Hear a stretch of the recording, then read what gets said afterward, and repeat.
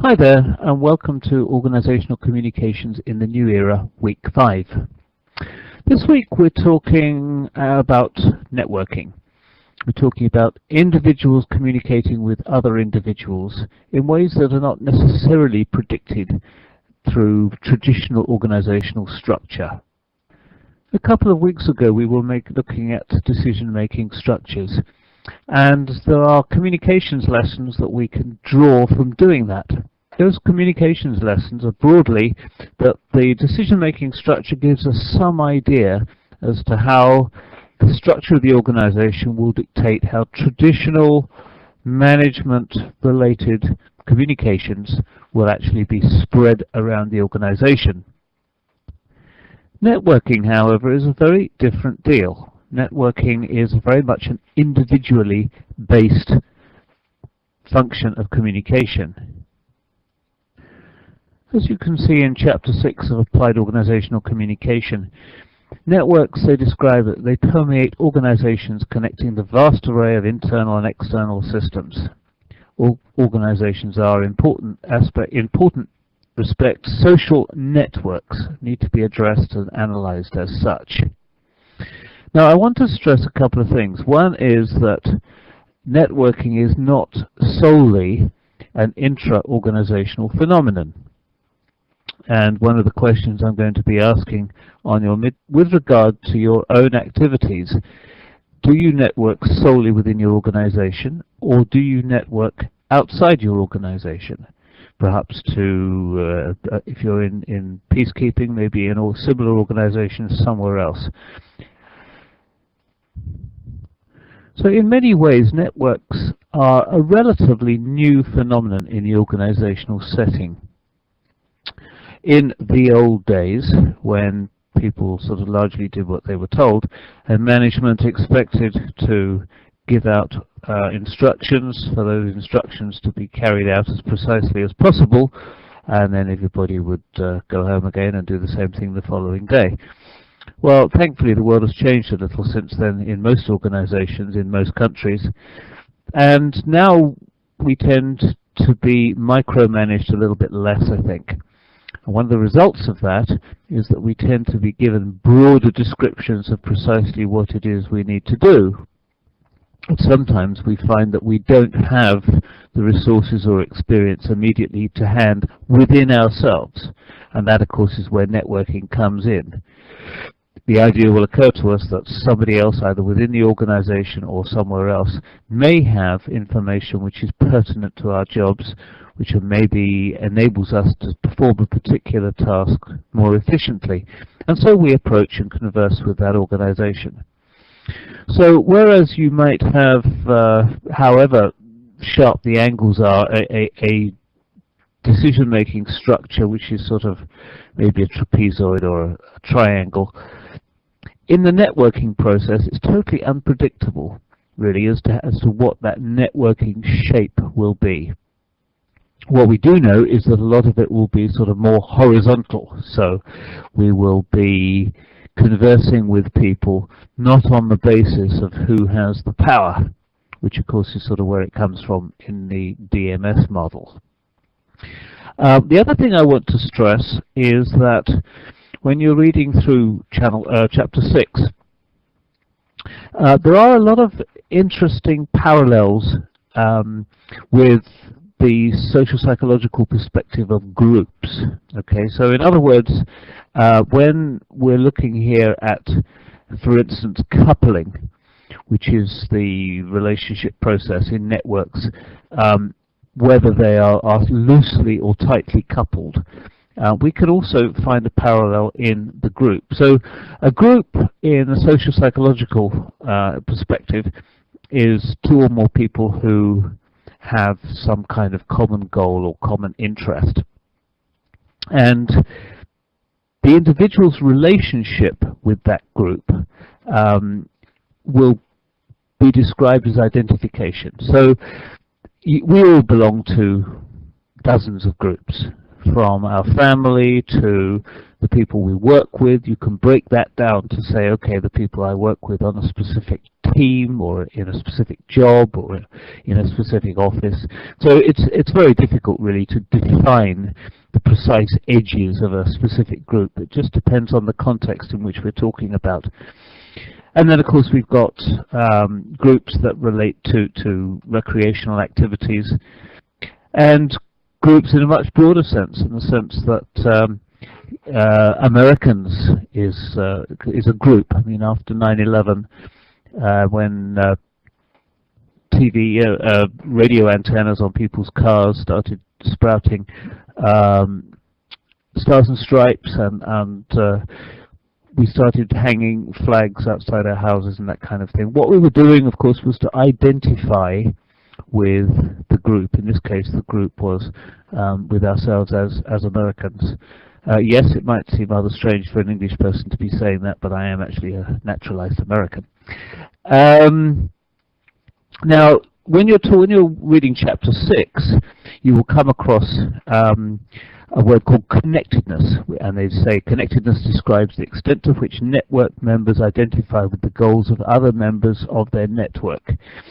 And that is what we in social psychology call identification. And I want to make this point because I think, although it's very interesting to be reading about networks in this chapter, the networks are a communication, and that's a symptom of group relatedness, not the cause of it in general. So in other words, connectedness here is really the extent to which network members identify with other goals of other members, and group identification is a very similar concept, and that is really the extent to which an individual will feel connected to the group, and the extent to which the individual will actually share the goals of other group members. So although we're talking here about communications, and so we're using phrases like network, this is very, very strongly related to group membership and group activities.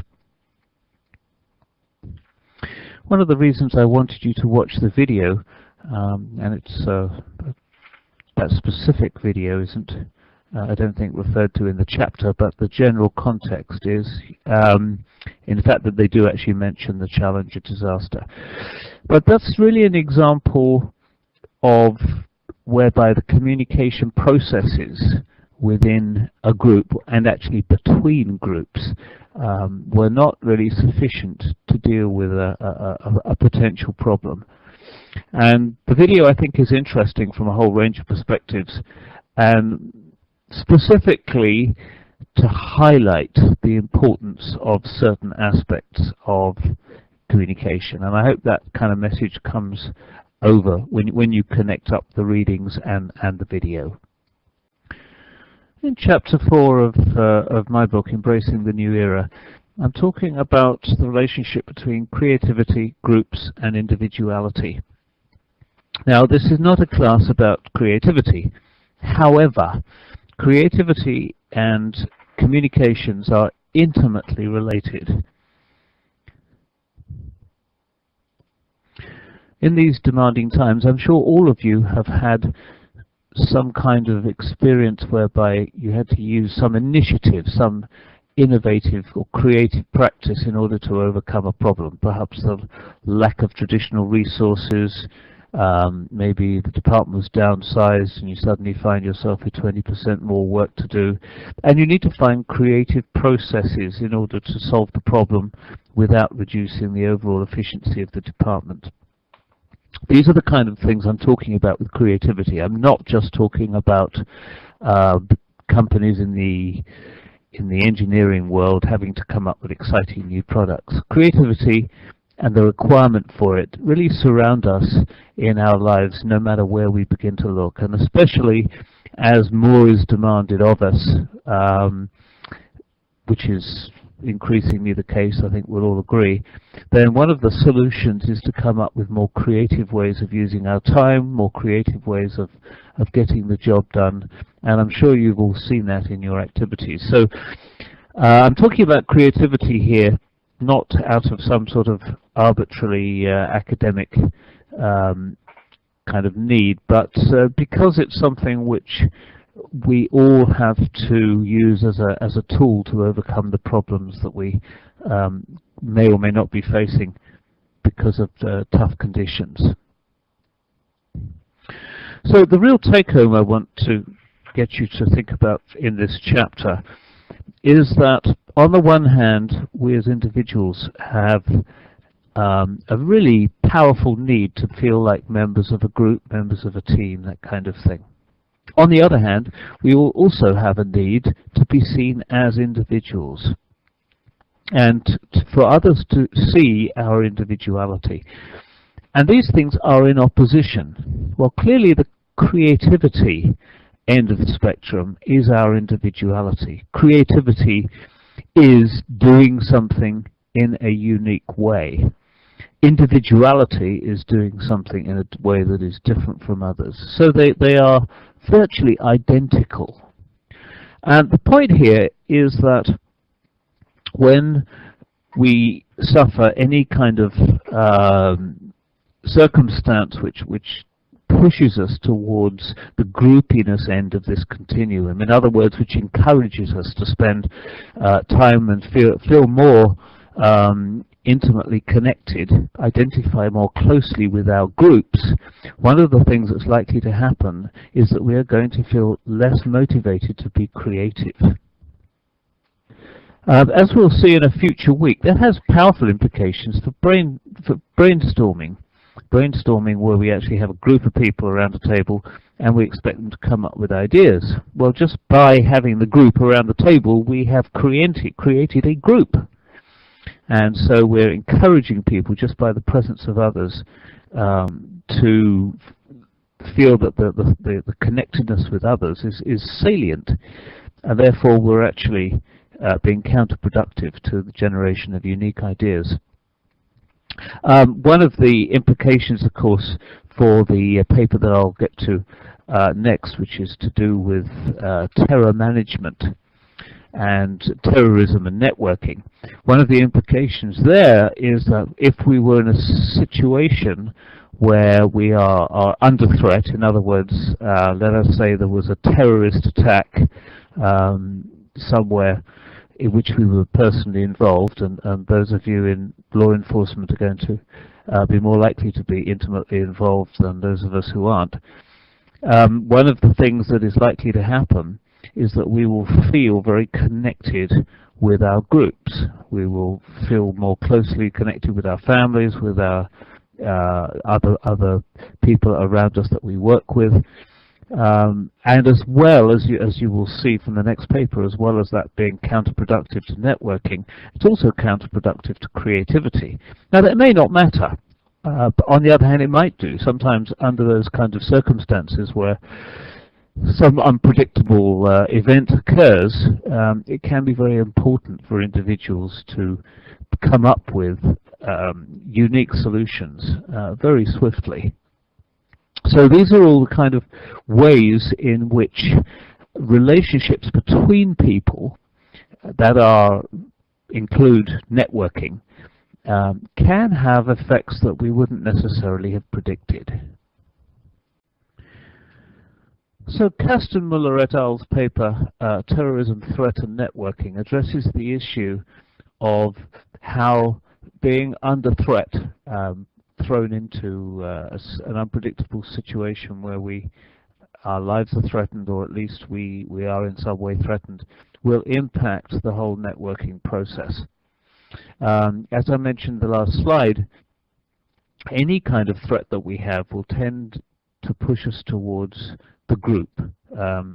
After 9/11, students reported feeling more closely connected to their colleges. People started, church attendance started to increase. People started changing their vacation plans to make sure they were with their families rather than perhaps spending a few days golfing with buddies or whatever. And so there were very strong signs that people were feeling they were retreating into the safety, if you like, of their groups and feeling more connected with groups at all levels. And one of the implications here is that actually reduces your motivation to network. Now, if you extend the whole threat notion to the time when perhaps your department is being downsized, so you have to attempt to acquire resources from places that are not traditionally, you didn't traditionally get them from, or that maybe you've even been laid off. Well, that is threat. Okay, that's a social psychological aspect of threat. And of course, that's probably the time when you really should be doing the maximum amount of networking. But the suggestion from this paper is that, in fact, that's not necessarily what people tend to do. In other words, the threat reduces your motivation to be mingling with groups outside of your traditional close-held groups. And as I mentioned in the last slide, also the same sort of implications exist for creativity. In other words, your push to the affiliation with others end of that continuum. On figure 4 of my book, Embracing the New Era, and that's going to reduce your motivation to be creative. This slide is really about networking and also its relationship to creativity. And there are a couple of quite important things here that I want to emphasize. One is that there is quite a lot of evidence that the whole process of building teams has not in fact encouraged creativity. And those of you who have read my book from cover to cover will understand why that is. So to some extent, we have to be a little bit careful when suggesting that networking is always a positive thing, partly because networking as an exchange of information is highly positive. It's also a mechanism of building links. Quite often our organizations tend to be a little bit too vertical, and the larger the organization, the more likely it is that there will be a number of departments who have very little relationship to each other in terms of knowing what they're doing and that kind of thing. So this could be very wasteful in terms of resources. Networking can also be a great advantage to the innovation process as opposed to creativity. So when you've got the idea and you want to implement it, you may need a lot of skills that do not exist in your immediate environment. So networking can be very valuable from that point of view. When the network develops into being a strong network, a network comprising strong ties, that's when essentially you're beginning to form a group, and you have to be a little bit careful if you want to suggest that that's going to improve creativity, because it sometimes will not. But of course, in general, especially in areas like law enforcement, where you've got a need from time to time for some quite specialist skills, and yet, unlike in many other countries, your law enforcement agencies do tend to be rather insular. So, you know, in the northern Nevada area, you might have Reno PD, Sparks PD, Washoe County, and then a number of other departments to do with probation, to do with policing various specialist activities, and also groups of people who are linked or part of the FBI and so on and so forth. There is, by the way, only, I think that's still true, certainly a short while ago, there was only one state in the US where all law enforcement was answerable to a single body, and that was New Jersey. They actually built a system that was modeled very loosely on the British system, and they found it was had considerable improvements in a number of areas. Overall efficiency, but also in things such as eyewitness identification processes. So the protocols used during a lineup and similar kinds of activities, they tended to be much more uniform, and they tended to be much better researched and implemented. So there were a number of interesting things that came out of that activity. Anyway, that aside, where you have the more usual kind of loosely coupled set of law enforcement groups, networking is clearly quite a critical process, and for many departments quite well developed also. So you're able to access specialist kinds of skill sets without actually having them immediately working next to you. So I hope you found this one interesting, and I hope you found the whole week's readings interesting.